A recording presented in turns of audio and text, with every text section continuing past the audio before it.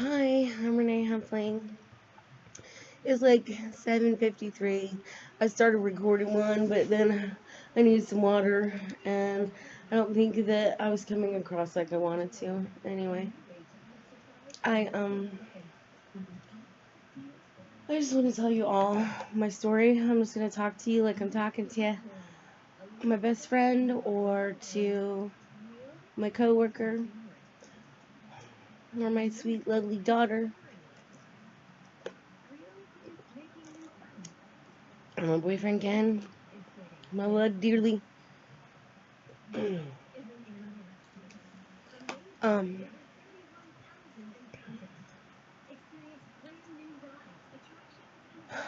Okay, so about 2 months ago, I had this idea for a business. I feel like it's all been like a fairy tale, very magical, and um, I'm gonna tell you all about it. But first, I'm gonna tell you about my life a little bit.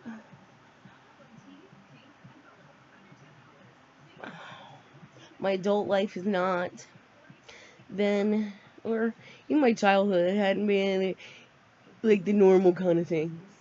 My my mom was gay, and we lived in a small southern town, and that was kind of hard, to deal with. Um, but my mama is wonderful, fucking wonderful. Um, but I had to lie to a lot of people, and I mean, she was real butch. I mean, really butch, and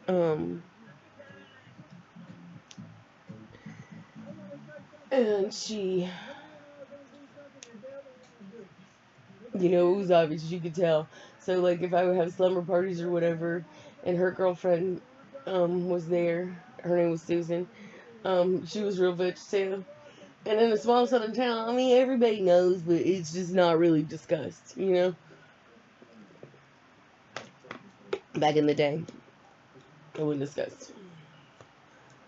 So, um, so I grew up in Thomaston, Georgia. Well, I was born in Thomaston, Georgia. I really grew up in Atlanta, from like fourth grade on. And we lived in the ghetto a lot of times because my mom was a single mom. She worked at Georgia State. Um, she got her master's and all that at Georgia State and like Russian stuff. Or no, it was in English, but she did study like to be like a Russian translator. Is what she wanted to be. Um, and then they took the funding like out of it. She was gonna go to Indiana. We were about ready to move, and then they took the funding from the program in Indiana that she was gonna go to. So she ended up getting it in English, and then my my dad and my mom divorced when I was like 2 or 3, and I remember crying for my dad and missing him, and um, then so that was like my childhood, and I did grow up in the ghetto on Beaver Highway. We lived in these apartments called Parktown North, and it was ghetto. um, but they were big on the inside. They were really big apartments on the inside. Um, and then um, and then like I was a little punk rock chick. I went to Exodus Cities in schools because I dyed my hair purple and they kicked me out of normal school, and and so they bumped me up to like ninth grade. I was in the 8th grade when that happened. They bumped me up to the ninth grade, and I um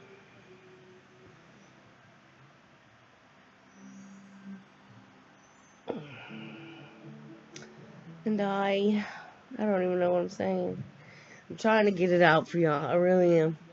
Because it's all part of it. It's all important. Um, And then I was in that program. We didn't even have books there. My mom said every time she called, I answered the phone, and it was a weird school. It really was. There was like lots of gang shootings and stuff, and it was just weird. And it was at the Atlanta Union Mission too. And if you go outside, like we would go out to smoke or whatever, if you go outside, like all the homeless guys were there, and they would all ask you for a cigarette, and you get one. It was like pigeons. You gonna give them all away. But then I had this crazy man too chase me in the building from there. Like I went outside to smoke and I was by myself, and he was like sitting up against the wall, and he was like, "Hey, psst, come here." I was like, "No." And he was like, "Psst, psst, come here." And he had this big old stick beside him, and I just decided my ass needed to go back inside, so I had to walk past him to get back in. And then he chased me through the school, and I ran into the office and shut the door and locked it. And they had to call the police and have him taken out of there. It was very scary, very scary. So, and then I like dropped out of school, because that's when around that time I was like 15, something like that. I met my first boyfriend, like real boyfriend, and he like played in a punk rock band and all that, and we had a lot of fun. And then I broke up with him and started dating this guy that was hanging out with all of them too. And I ended up marrying him and having a child with him. But we met when I was like 17, 18. We were together a really long time until I was in my 30s. And I caught him doing some bad things, and I had to get out of that situation and get my baby out of that situation. And then our daughter got diagnosed with before we got divorced, our daughter got diagnosed with type 1 diabetes. And then she's been sick her whole life. She really has. She's been really sick. She's had type 1 diabetes. Then she got celiac disease, which is where you can't eat any wheat at all. And when she first got it, man, there was no food for that at all. She was the first kid to be diagnosed with that at Emory. It was like with type 1 and then celiac, and then she got, it was all just like back to back to back. She got autoimmune urticaria, which is autoimmune hives, and she would get these huge welts all over her body, and they burned her, stung her, and itched her to death. And there's nothing worse than being itchy. I really do. And then she started getting this thing too where her jaw would swell, and it would swell out so big it looked like it was going to explode. And finally they figured out that that's Sjogren's, and she's got these little nodules inside of her jaws. And then this year she got really sick too. She had to go and have chemo, and my mom died like 3 days after Susan had chemo. Life can be really hard sometimes. It really can. It really can. But so anyway, I'm gonna go back to telling you the timeline of it. And then so once I divorced my ex, or we separated, I moved up to Blairsville with my mom, and then that's when Susan started getting all the diseases, like she had already had type 1, but then she got the celiac and boom, boom, boom, boom, all the other things. And so we lived there for a long time, And we had a nice house, and that's when my mom started really getting sick too. Was up there, and I went to grad school while I lived up there. Got my master's in education, and I went to Piedmont College. I also went to Wesleyan College in Macon. And I went to Georgia State for a semester. That was a hard one for me because I did not like walking by homeless people and not doing something. You can't do something every day. You can't. And I went to Georgia Perimeter. But like I was telling y'all about that high school, I really had to. I really quit learning about the 6th grade, I think. So I really had to buckle down and teach myself everything that I needed to know to get by in the world. And I did. With help from people at the math lab and, all of that at Georgia Perimeter. And they were very good to me.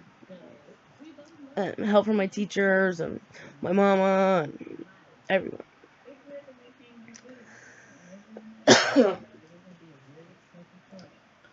So,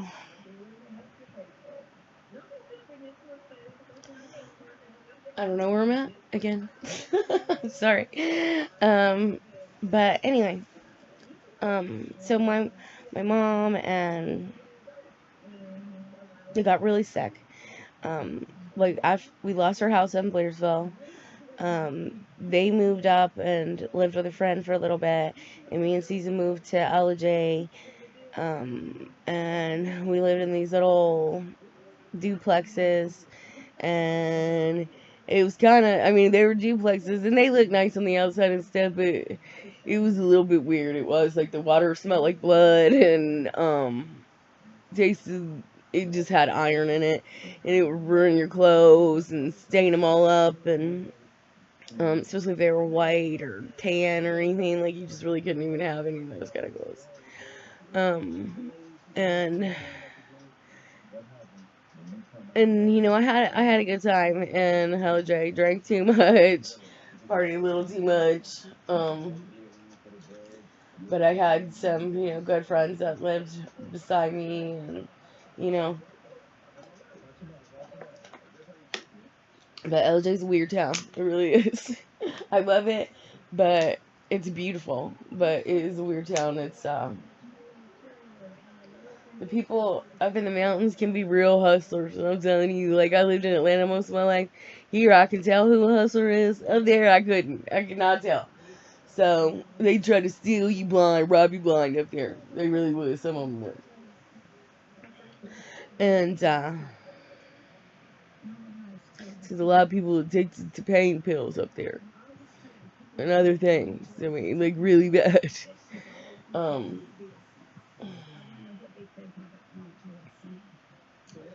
But so I don't need to go off on a tangent about LJ. But so we lived there in a duplex. And it was just me, and I was really struggling because Susan was so sick. So I let my ex come and live with me, and it was a bad idea from the beginning. It was just a bad idea from the very beginning.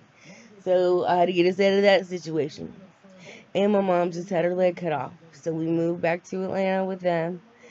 They were living in a 2-bedroom apartment in Canton, and we moved in with them so I could help take care of my mom. And I was still teaching pre-K, doing all that, taking care of my mom at night, cooking, cleaning. I was exhausted. And her partner that she had for years, I don't even know how many years. It was a ton of years. It was a lot of years, like 20 years they were together. And Nancy can be real good. One of the best people you know. Fun, fun to be around, but she had bipolar. She was a little bit crazy. Not a little bit. She would be a little bit mean sometimes. She really would be really mean. And so, but I know they can't help it. But she would be mean. So anyway, she one day, just out of the blue, week before, I'm her best friend, she loves me. Then she comes in one day and is like, you need to quit your job, you need to take care of Susan, you need to help me take care of your mom more. I mean, we need the money for me working. I mean, that is how we're making it. And I mean, she just, I think, had stopped taking her medicine. She like gave me this big long letter and of all the things I needed to change about myself, and it was just a crock of shit. But anyway, so she starts yelling at me, telling me she's gonna do this, do that. She gets up in my face. Susan's yelling at her. I mean, it like turned into kind of a physical altercation. She like hit Susan, tried to hit me. But I'm trying to keep her from Susan. It was a bad situation. And so she goes to jail that day. And then she moves out and she ends up dying like 6 months later. Then my mom just is progressively getting sicker and sicker. And I'm not talking about like she can get up and go to the bathroom even. She can't. I'm doing all this by myself. Then I did have to quit my job and stay at home because there was nobody there to take care of my mama. And we had to be on food stamps and, you know, all that. I mean, we were really, really struggling. And, we really struggled. But I was trying to do the right thing by my mama. I really was. And then I just decided we could not keep going on financially like that. And so I went back to work. We tried to hire people in to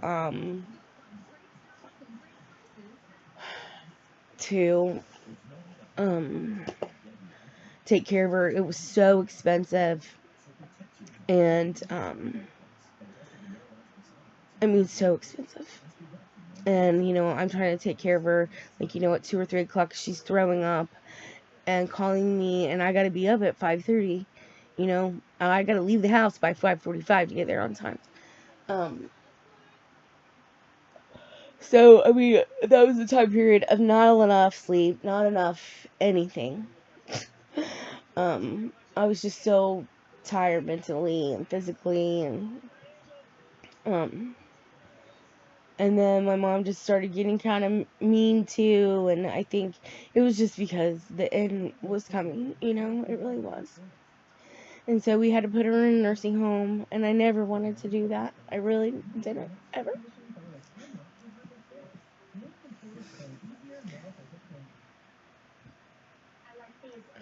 But we wouldn't have been able to live if I hadn't, because financially I have to work. I have to be the provider. So she did have to go, and it was a really hard time. It was really hard for me to see her in that place. And they didn't really take care of them right. And there were some people that worked there that were, like Anthony, he was fucking awesome. He was so good. Such a good man.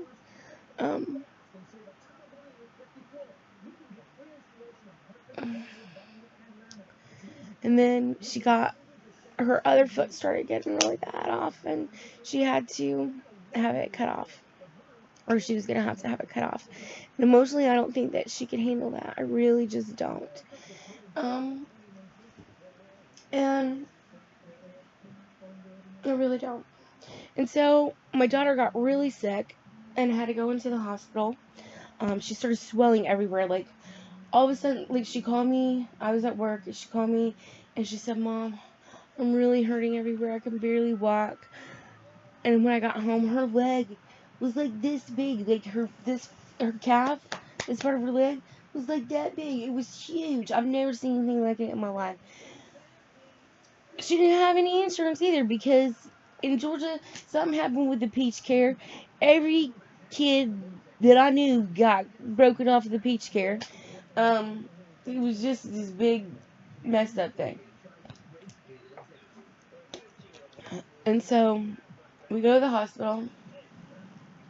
She, they admit her. Her blood pressure's really low and weird, and we've been giving her Benadryl, and I think Benadryl could make your blood pressure low sometimes too. So they put her in. Then all of the specialists start coming, and Susan's really sick. They put her on prednisone, like really high dose, because we were giving her some at home too, but then they put her on a super high dose of like Drepcon, and she did start, the swelling started to go down, and she started to look a little bit better. Then they came in and they told us they wanted to give her rituximab, which is like a chemo treatment.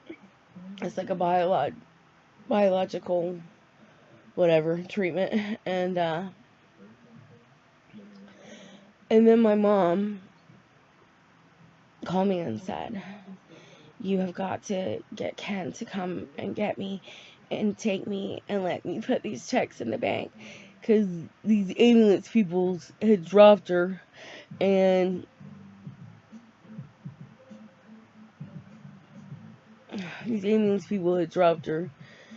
she she broke her shoulder, she got a concussion. It was bad. It was really bad. And so she was like, you gotta do that."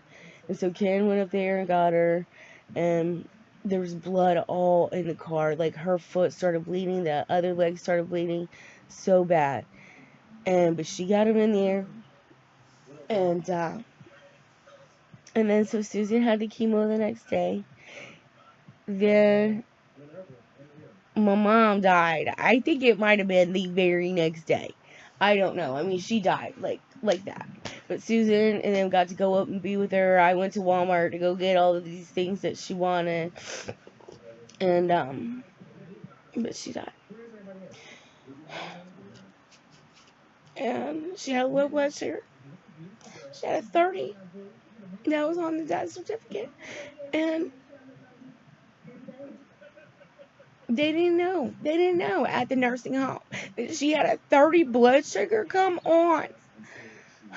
But anyway, that's not where I'm going. That's not where I'm going with all this. So, Susan still got sick. I mean, she'd been really sick. I had to take 3 months off of work, to be at home with her. And she had to go back in the hospital around her birthday, so she turned 16 in the hospital. And then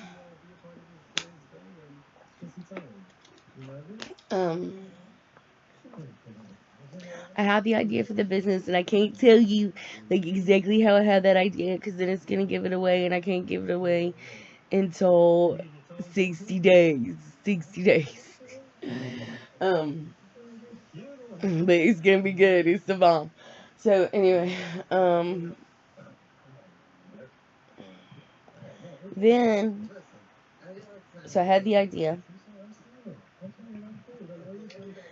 and I know this sounds nuts. It totally does. But I've been having all these weird little psychic things happening. Like, just weird stuff. Just weird stuff. We just had a lot of tragedy this year. My boyfriend Ken, he lost his daughter too this year. And right before all that was my mom. And it was a really bad way.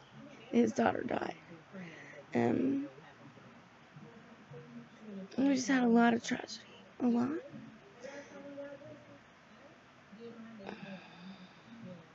And we deserve this. We did. We did. We all deserve this. And anyway, I think that the idea from the business came from my dead mama, from my grandpa who's dead, her daddy, because he was the moonshiner. And from God. I'm just gonna say it, from God. I did. So, um, I and I also think it's because I have always tried to do the right thing by people that I am going to get this because of my good intentions and because of the good intentions that I have for this business and how it's going to help other people. So, and that's why I know it's going to work. I know it's going to work. It's going to work. Might not be exactly like the Shark Tank people might say, oh no, you can't be on Shark Tank because of the nature of it. But I think I will get on Shark Tank. But I know that through that I'm gonna get another investor, and I put the patent in with that inventors platform, and they're gonna look for investors for me too. So it is gonna happen. It is. I'm already a micro corporation. Hey, ho. Who said mama a micro corporation and I'm about to be a billionaire? And this is the other reason why it's gonna work, okay? This is the other reason why it's gonna work. Because if it can happen for me, for this food stamp mama, because I believed in myself and I followed my dreams, then it can happen for anyone. It can happen for anyone. And the world needs to see that. You believe in yourself, you be who you really are, and it can happen for anyone. It's true. So, anyway, um,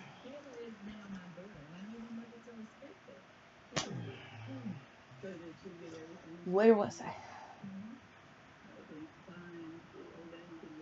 So, it all has been very magical and cool. Okay, so I started with, I came up with the idea.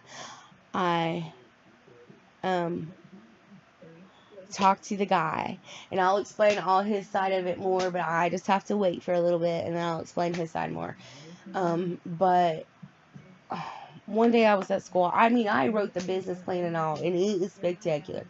Um, and I looked up on Wiki thing how to do it, and I did it, and it looked damn good.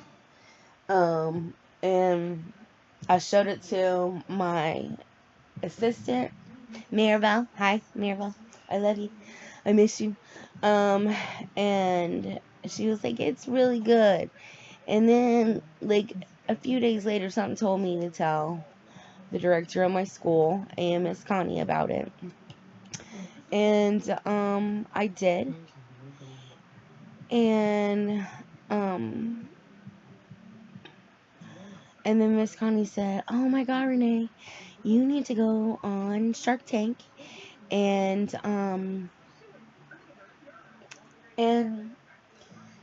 because they're coming to Atlanta. And so I looked it up. I had already missed the day for Atlanta. But New York was coming up in like a week. So I said, I am gonna do this. I'm gonna do this. I'm gonna go.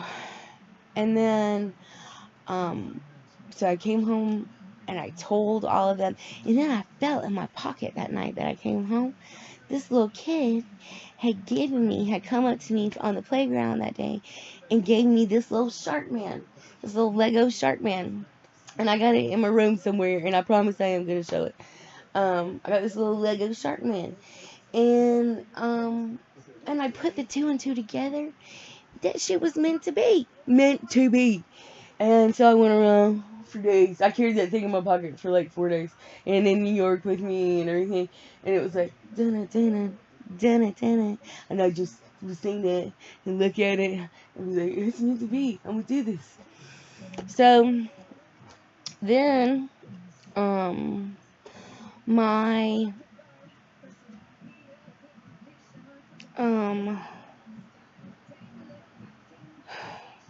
Someone's going to tell me I need to be on Shark Tank.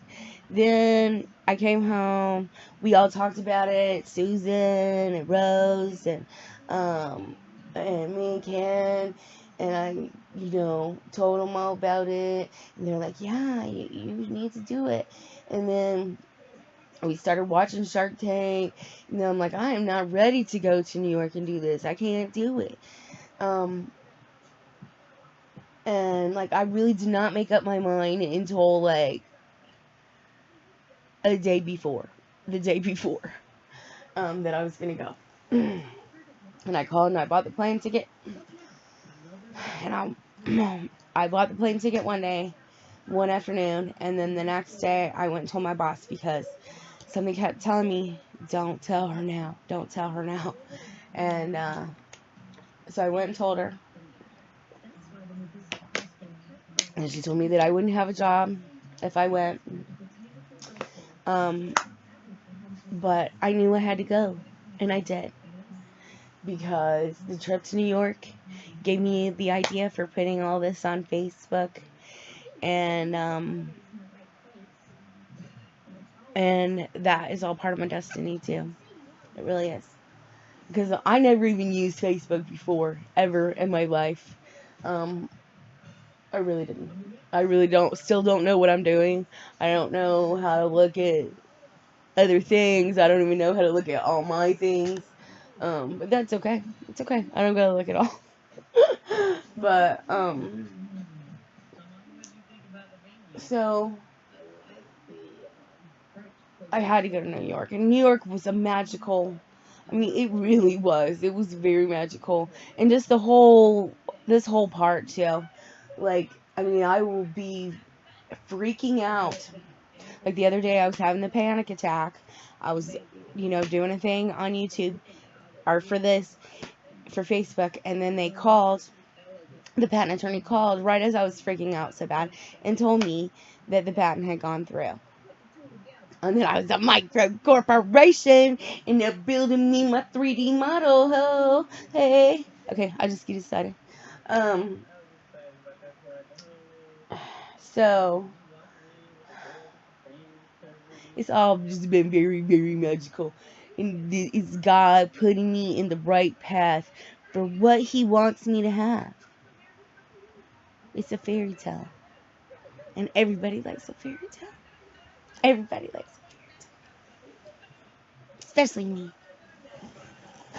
Especially me. I love the fairy tale.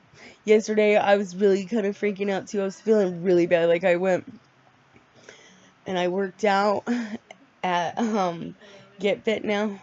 And I really worked out, and I threw up all over myself in the car. Dripping with puke. I still haven't cleaned out my car yet because I felt so bad yesterday.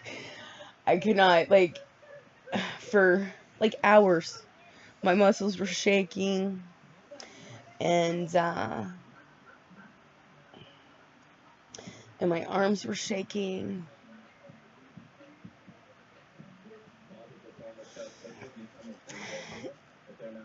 And